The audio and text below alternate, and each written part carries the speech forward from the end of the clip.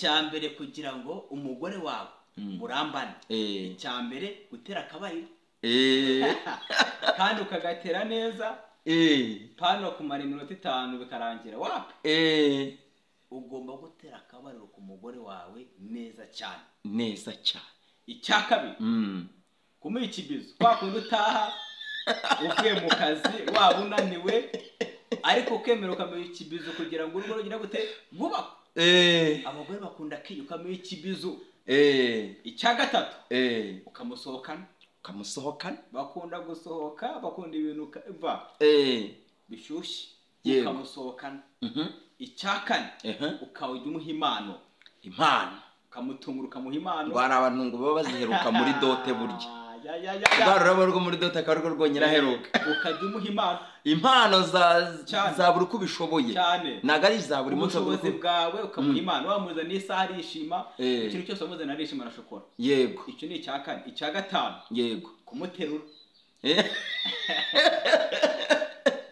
kumuterura rwose ugomba kugiterura sheri wawe ukamva cyangwa ukamara n'amasaha 3 ukimuteruye aho hantu yego icyagatandatu ukamusekera ukareka kuzinga umunyu umugani wawe ukareka kuzamura imyanyaro ukamusekera icyo ni icyagatandatu ukamusekera ukamaha makeya menshi icyakarindwi ukanamwoza no kumwoza bijemo cyane yabaye ubwo rero bakunda keya ugomba kumwoza kazuko numva umuntu ugiye kuzagushaka azabaguye mora cyane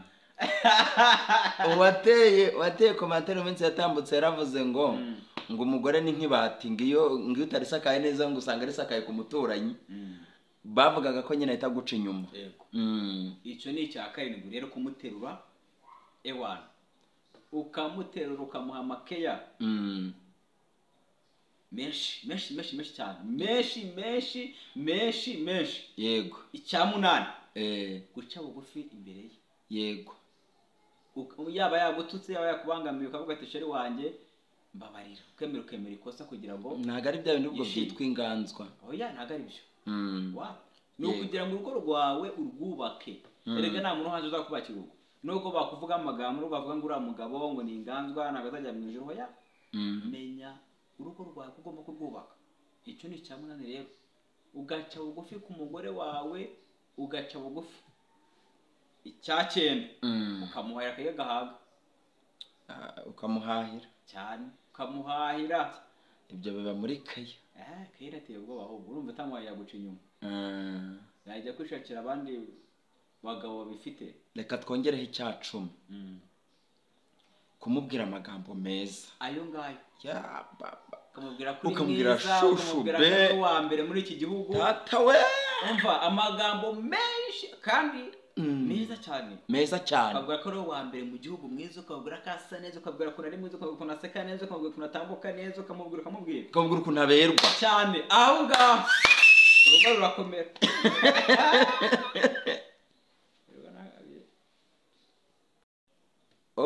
Okay, turabasuhuje mu izina rya Yesu Kristo. Amahoro y'Imana bane namwe. Mwebwe abantu bajya bakunda kudukurikira ku macano atandukanye. Neza y'Imana ikomeze kubomaho.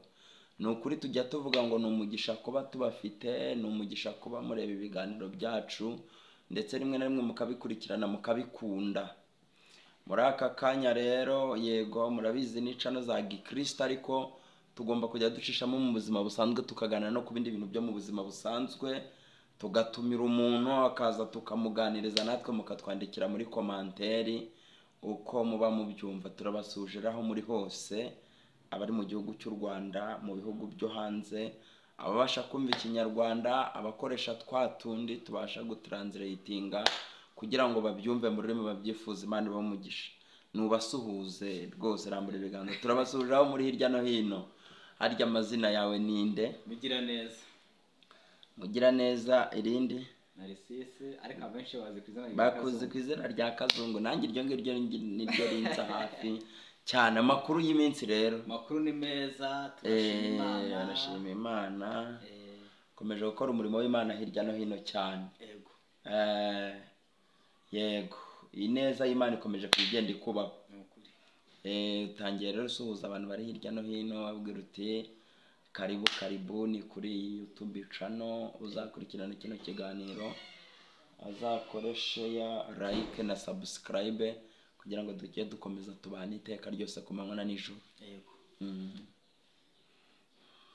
Ndabasuhuje, Imana ibaho umugisha rwose. Nari ngombe kugaruka kuri iyi channel nje kuganira namwe ku bigendanye n'ubuzima bwo mu iyi si.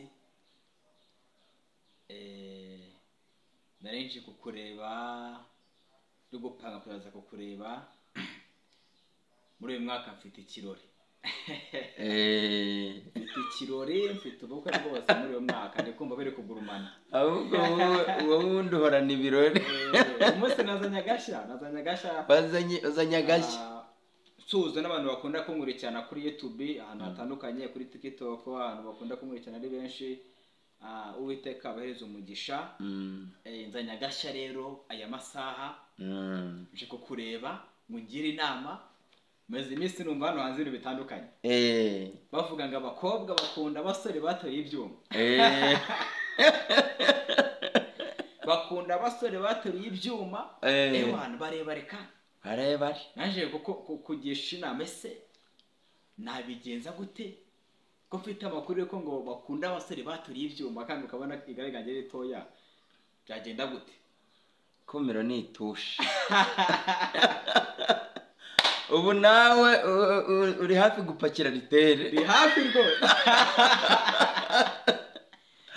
Warangiza ugaterura ibyuma cyane rwose.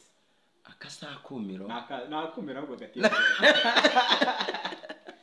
Mfite amakuru yuko ngo abakobwa bakunda abasore. Abakobwa bakunda ibisore by'ibibiga, ariko se buryo kuko nibyo bifite umumaro. Ariko nagari byo.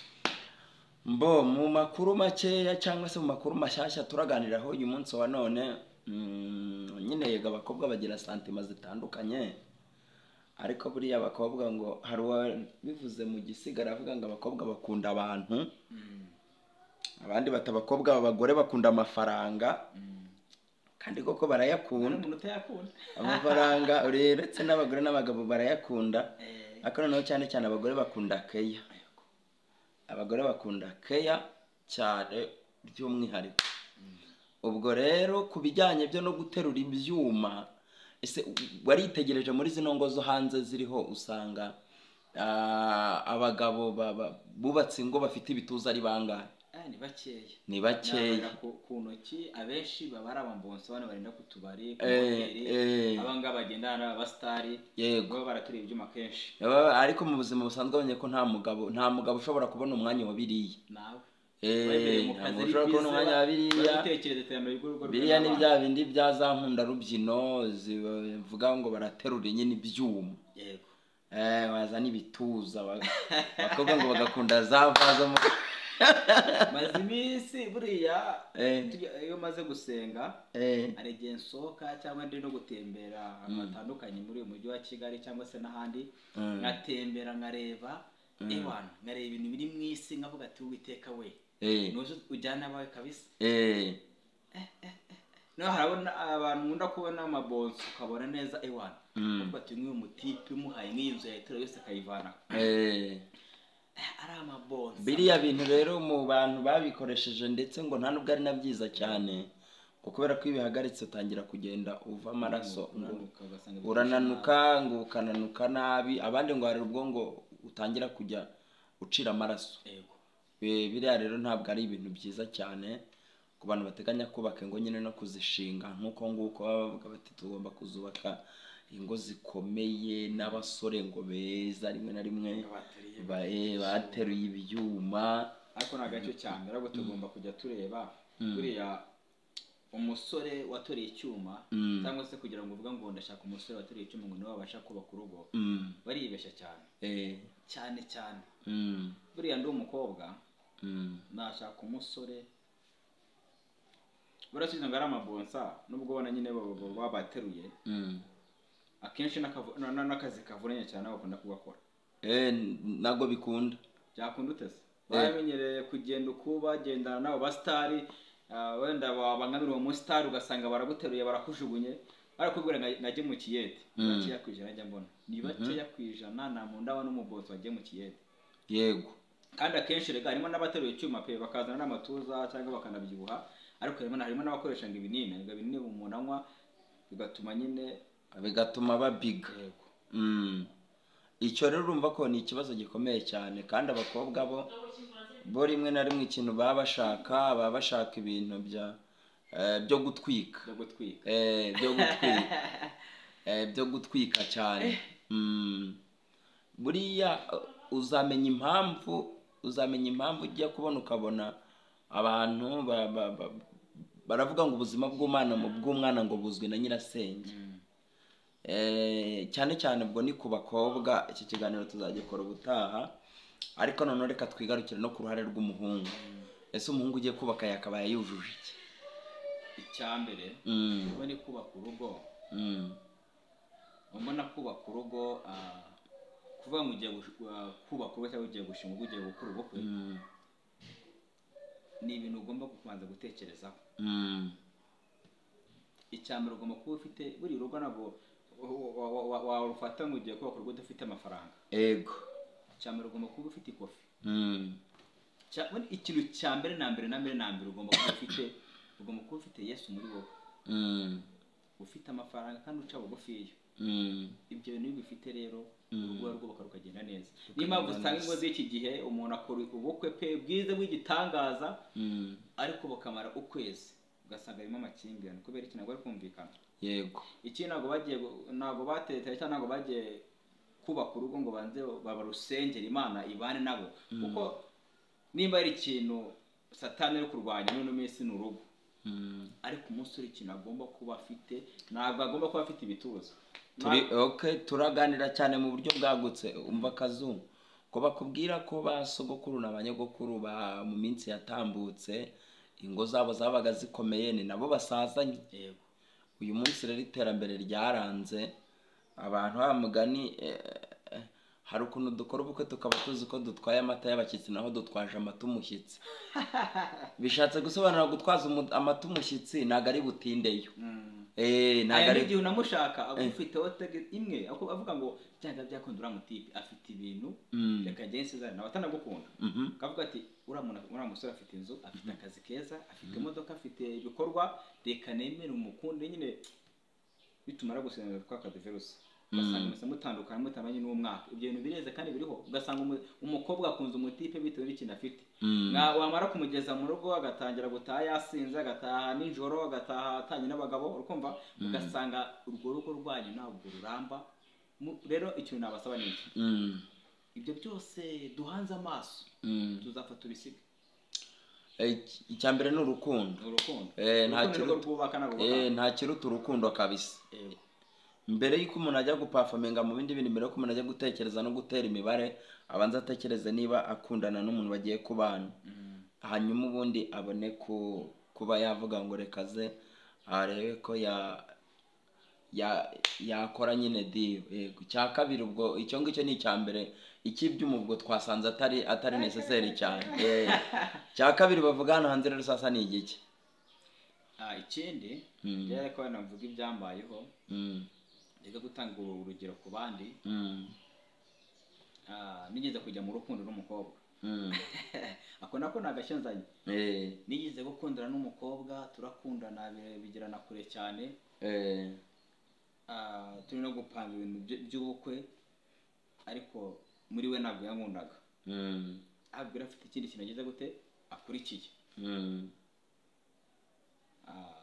Tumaranye nk'amezi nk'umunani cyangwa 9, tuba turatandukanye.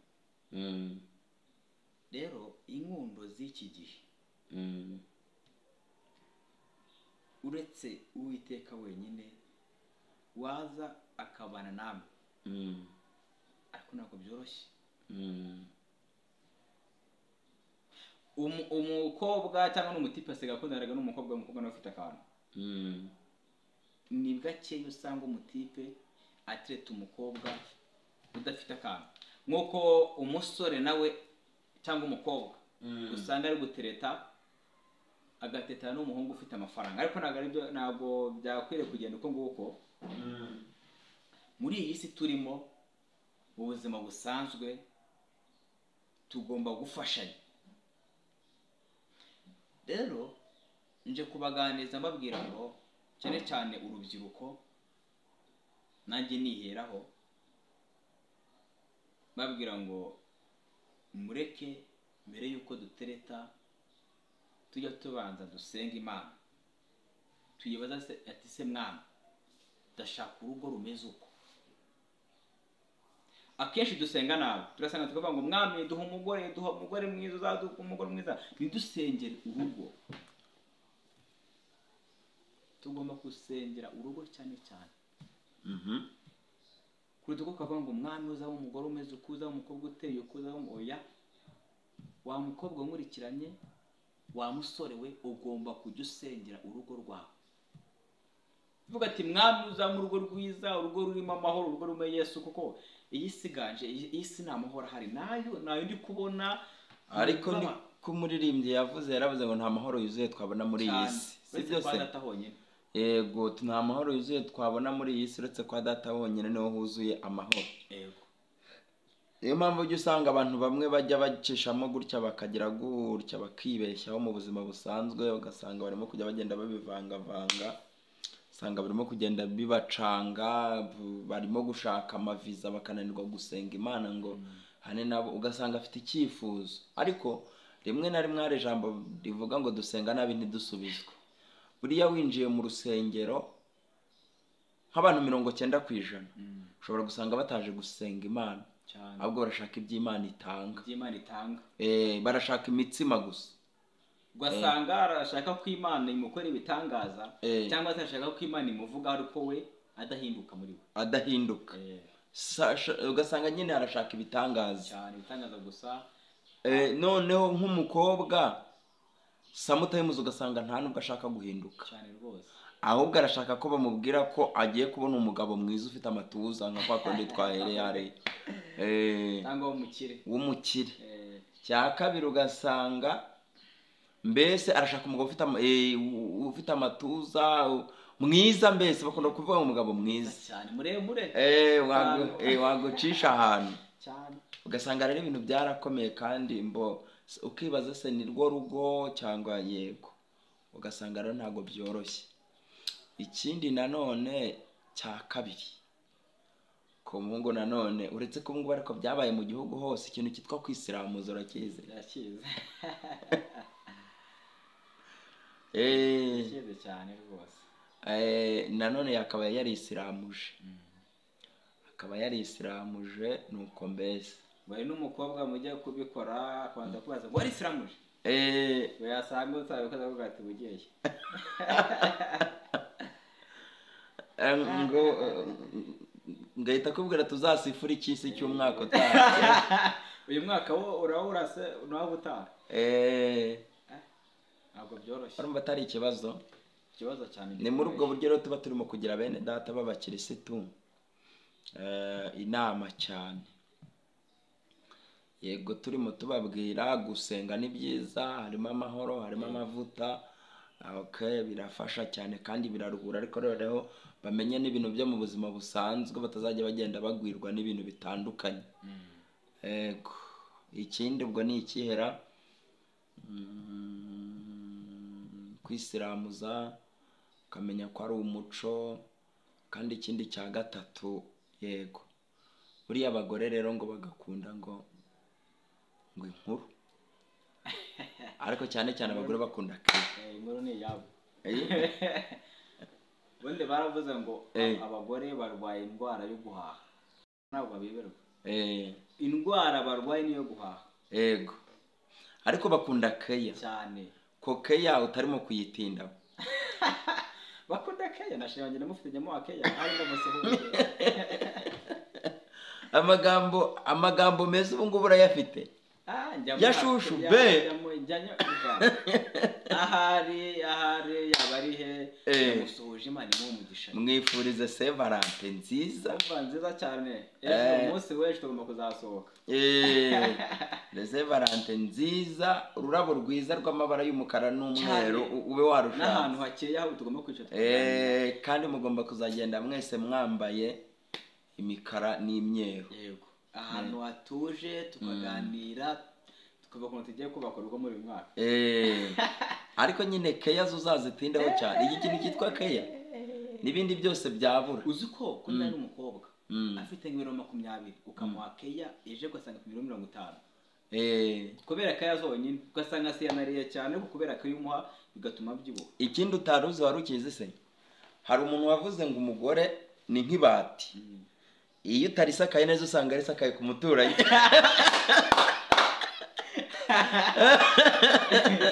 Ibyo rwose. Ubwo nyine iyo utamuhaye keya atamube hafi.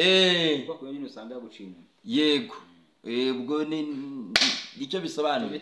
Ikindi cya gatatu, buriya abagore ngo bakunda abantu babumva cyane. Ibyo narubizi cyane. Kunda abantu babumva. Kubera ko ngo bakoze ubushakashatsi basanga ngo umugore ashobora kuvuga amagambo ari hejuru y'ibihumbi 3 ku munsi. Ubwo rero kandi ngo naga amagambo menshi ngabona umuntu ayabwira. Agomba kubwira umusheri. Agomba nacyagiye ngo umuntu atashye yananiwe avuye mu kazi nka saa moya yoga itaryama. Ugomba kwibikamo impano yitwa guhora wikiriza. Wikiriza mwaserera. None akajya agira ngo uranahari kandi wasinziriye. Icya gatatu cyangwa se cya kenshi nk'icya gatanu. Yego, cya gatanu ugomba kwitoza kuba umunyamakuru cyane. Umunyamakuru kumva byari byo. Abagore rero bagakunda inkuru nyine nibyo twabaze hejuru hari Motera story. Ukagenda ukayishaka. Uzo ko ari igihe ushaka n'inkuru itabaho. Itazanabaho. Itabaho. Ukayitera kandi akumva. Abantu kamukubita story ukajya ati noneho umugabo wanjye ni storaga. Urumva bati n'ibisitori. Birahanga. Akavuga ati umugabo wanjye ubundi we na story. Ati ni wowe. Hari n'umuntu udashobora no kuba yaba yagenda kubera wenda ibibazo byinshi mufitanye akavuga ati ngo hari wari ugiye kurusenya ageze ngo atekereje inkuru umugabo wagira.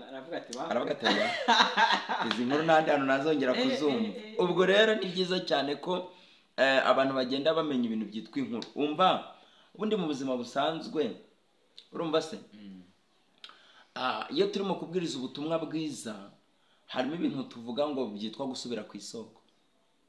Gusubira no ku isoko urabizi? Gusubira ku isoko hariya rimwe na rimwe ushobora kuba uri mu masezerano y'Imana ariko ukaburira ibintu icyerekezo. Bikaba ngombwa gusubira inyuma. Gusubira ku isoko ni nko kuba wasubira kongera ukihana kugira ngo wongere ujye mu muyoboro neza. Niba umugore wenda waramukuye mu rugo iwabo kimwe na rimwe abatipa arazinduka mu gitondo. Ubuze wawe wari igihe umubwira uturamutse unyanze napfa. Sibyo? Cyane. Uramutse unyanze napfa. Ukamubwira nk'amagambo nk'ibihumbi 5. Uragerageza rero no mu gushaka ayo magambo ntazagabanuke. Akiyongera. Akagerageza akiyongera. Akagerageza akagira gute? Akiyongera. Ngizo rero zimwe mu ngingo zishobora gutuma umuntu yubaka urugo rukagira gute? Rugakomera. Ikindi nawe waruzi ko ari nawe ugiye kurwubaka ni igiki? Cyoze ni ko ngomba umugabo agomba guha umugore we kiya cyane nkuko babivuze. Kandi ugaca bugufiya. Buriya hari abagabo bajya baca bugufiya abandi bakabaseka bakavuga ngo ni inganzwa ariko ntabwo ariko bimeze. Abagira ngo urugo rwe rwubakwe kuko urumva ari gushaka umugore ufite amahane cyangwa mwese mugira amahane. Rero hagomba kuba harimo umwe uca bugufiya kugira ngo urugo rukomeze rukomere. Rero njye nubwo ndi gupanga kurwubaka ndi no guseka kugira ngo Uwiteka akomezemo imbaraga zo kuzagira gute? Zo kuzaca bugufiya. Kuko Pawulo yaravuze ngo dushobozwa na Kristo wenyine uduha iki? Duha imbaraga. rero tudafite imbaraga za Yesu nta kintu na kimwe wakora ngo kigende neza, ariko turi kumwe n'Imana. Mutesi yigeze kuvuga ijambo rikomera avuga ngo nimba warahuye n'umuntu mugakundana ntihazagira umuntu uzamukwangisha, nubwo famiye yamwanga, nubwo abavandimwe bamwanga, ujye uhagarara hirengeye uvuga ngo mwami hagarara hirengeye unabarushyigikire, icyo gihe Uwiteka azabana nawe. Ariko nureka kudasenga uvuga ati wapi ujye mu tubari utaye wasinze, ni kwa kundi uzasanga urugo rwawe ruhora rurimo amakimbirane. Ndagusaba ngo mu rugo rwawe nanjye urwanye ngiye kuzashinga mu minsi igiye kuzaza, ndi gusenga avuga ngo mwami imbaraga zawe ndetse na Mwuka Wera bigiye komeza kuganza mu ngando yanjye. Yego. Okay, Kazungu, Imana iguhereze umugisha cyane. Ibyo bitekerezo uduhereje aba ari nabyo bigera kuri bene data aho bari hirya no hino. Aho bari hirya no hino. Sawa, Imana iguhereze umugisha. Bene data barakora bajya bakomeza barebe kino kiganiro babashe gusobanukirwa neza. Imana iguhe umugisha. Reka tusezere kuri bene data.